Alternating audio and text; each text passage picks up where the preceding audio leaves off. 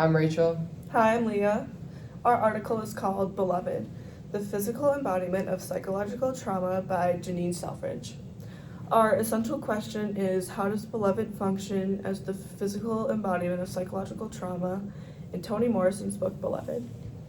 So, the initial theory that we found was that Beloved represents the psychological trauma of Seth and Denver and serves the purpose of a physical manifestation of their fractured identities and their psychological split between their able-bodied and traumatized selves. The first argument that was highlighted in the article was Beloved as a manifestation of trauma. Beloved is used in the book as a physical manifestation of Seth and Denver's trauma to literally personify the trauma by giving the trauma a physical body and voice of its own. This can be seen first where the fact that Beloved is a ghost that haunts 124, making it full of a baby's venom that symbolizes the trauma of Seth and Denver that having not really been addressed or resolved, and the fact that re-memory haunts them.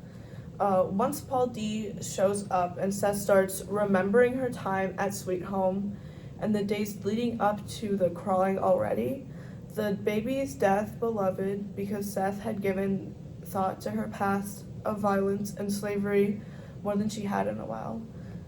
She grew strong enough to become a physical being rather than just a poltergeist.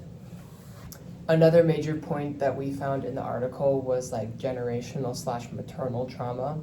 So, Seth's mother, who was also a slave, had to work during the day, which forced her to leave Seth behind. Upon finding her mother's branding, like any child, she would want to identify with her mother, and she asked for a mark of her own. Not wanting her child to be branded and out of love, really, Seth's mother slaps her, permanently tainting Seth's relationships with a sense of mistrust. And in slapping her, Seth's mother also unintentionally set an example of using violence to keep her children from harm. This rather violent act of love from her mother impacts Seth's idea of what it means to love a child, and it also deprives her of a healthy mother-daughter relationship, ultimately violating her humanity. The combination of the example of violent love being set by Seth's mother and being the only child that her mother did not kill, and it was only because Seth's father was black as well. This leads Seth to believe that killing her daughter is a legitimate escape when she was threatened by slavery. Seth can't help but follow the very brutal example that was set for her when she was young. This tendency of violence coinciding with love displays a cycle of generational trauma that continues on to Denver when she also distrusts her mother after hearing the stories her brother told her regarding the infanticide. The article also draws a parallel between motherhood and slavery, because in both situations, Seth caters to the needs of others and is put last when it comes to her own needs. This low self-esteem is shown when Seth only thinks about her survival in the context of her unborn child's life. And, quote, the thought of her stretched out dead while the baby lived on grieved her so, end quote. This shows that Seth was really only thinking about her child's survival, not about her own condition. Slavery also caused Seth to see herself more as an object than a person, that is only worth what it can provide for others. This causes Seth more trauma during her motherhood because caring for her children more than herself is a very heavy burden to bear. Seth says it feels like she was being split in two because she had Denver in her stomach and Beloved on her back. And it really just displays the toll of motherhood during slavery that it takes on Seth. Emerging from the horrors of slavery, inhabits the kind of trauma-based hysteria that allows the self to survive but not prosper. Clearly, Seth's own strained maternal actions reflect the generational trauma caused by slavery's destruction of familial bonds. The third argument that was explained was about Seth's psychological fragments and trauma. Seth's combination of her burden of children and the trauma from slavery caused Seth to essentially disassociate. Seth's disassociation is evident in her confusion of past and present, seen in her discussions of rememory, which is Morrison's way of displaying the collapse of times that trauma survivors experience. Seth's past life intrudes with her present, preventing her from moving on. In this way, Seth's rememory is a manifestation of her fragmented identity, symbolizing the inescapable effects of her trauma. Seth's fixation on her children and her view of herself as an object and she provides her breast milk and her lamentation of how she lost her milk being her greatest regret after being sexually abused by the school teacher's nephews.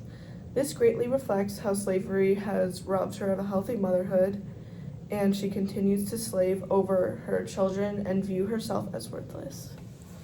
The fourth argument that was discussed was about Denver's trauma and social isolation. Because of Seth's act of infanticide, the residents of 124 were shunned by the community, and Denver is raised in social isolation. The shunning of the community causes Denver to be socially alone and develop a fear of the world outside of 124. This refusal to leave 124 and its resulting in self-isolation reflect Denver's mistrust of others. Stemming from generational trauma and Seth's own mistrust passed to Denver, not only does Denver develop a mistrust of others, but for her own mother. Denver's social isolation causes her to be her mother's only source of love and support, which is an extremely heavy burden to bear. Because of this, Denver constructs an exaggerated version of Seth, pushing herself into a worse psychological state. Okay. Another major point that we found in the article was the loss of time and language. The dehumanization that is caused by the trauma of Seth and Denver is reflected by their loss of time and language. The nonlinear structure of the book reflects Seth's mind, like part of her is still stuck in the past and part of her is still in the present. This reflects Seth's psychological state where past and present exist together but without boundaries. Seth's memories are not confined to the past and intrude on her present life and eventually aid the cycle of trauma. This is seen when Seth recalls events like the events of her escape and her time at Sweet Home as if her past was playing out in real time. The lack of understanding of time reflects how trauma disrupts its survivors' concept of time, entrapping them in a cycle of re-experiencing the pain. Denver's deafness, while representing her rejection of the traumatic information, also dehumanizes her by taking away her ability to use language as a tool to process the traumatic information. She doesn't have the emotional capacity to face the weight of her family's past, and like Seth, Denver also dissociates from the trauma, whereas Denver refuses to hear about it, Seth refuses to speak about it. And Seth's refusal to address her trauma or engage in conversation about it shows readers her difficulty of verbalizing the unspeakable pain of her experiences. This avoidance of addressing her trauma further displays the fragmented psychological state of her trauma that had forced her into that state. Another major point in the article was oral fixation and developmental stagnation. Seth viewing herself as an object of her child's survival and her fixation on breast milk represent her emotional grounding in the oral stage of development. She associates her role as a mother and her ability to physically provide for and protect her children, shown in her lamentation of losing her breast milk and allowing beloved to be bitten at flies by flies at Sweet Home. This further iterates Seth's low self-esteem as a result of being treated like an animal at Sweet Home, seen and valued only for how it can benefit others. Denver's early childhood trauma that she unconsciously experienced caused a developmental stagnation, referring to the article's reference of the psychologist Sigmund Freud, who claimed that children have a stage in which they receive satisfaction from oral communication, like breastfeeding. Denver's obsession with oral communication and almost referring to Beloved's gaze as like food, when she, quote, says, Beloved's gaze is food enough to last. Her reliance on Beloved's gaze and attention to fulfill her emotional needs highlight her stagnant emotional development. Beloved also expresses a hunger, like a quote-unquote hunger, through her need of visual connection, and is often described as like licking or eating other characters with her eyes.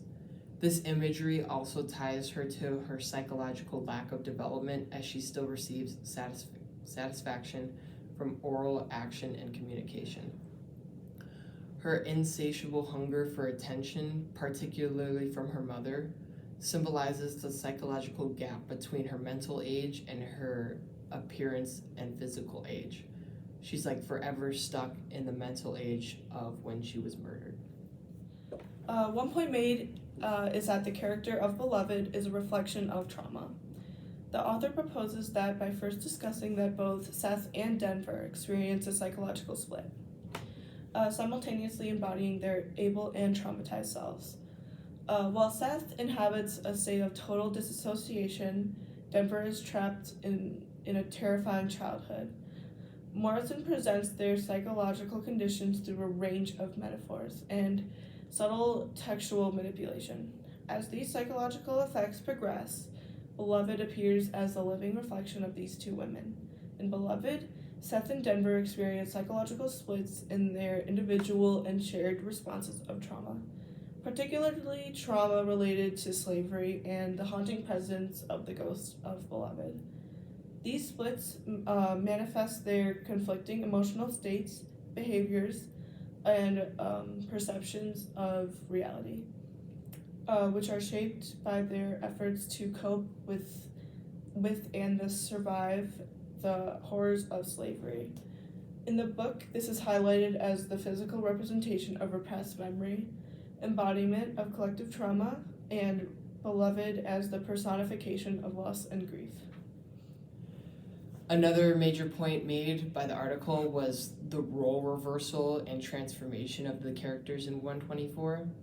So as time goes on and Beloved continues to live at 124, she begins to make demands of Seth and dominates her emotionally and physically, not only taking on Seth's physical appearance, but her role as a mother as well. This dominance forces Seth into a submissive and childlike state of mind.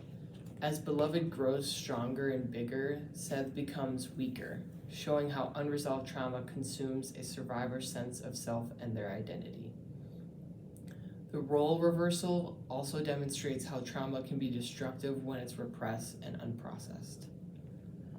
And as Beloved grows bigger, she starts to appear pregnant, further trying to usurp Seth's role as a mother and blurring the lines between the characters.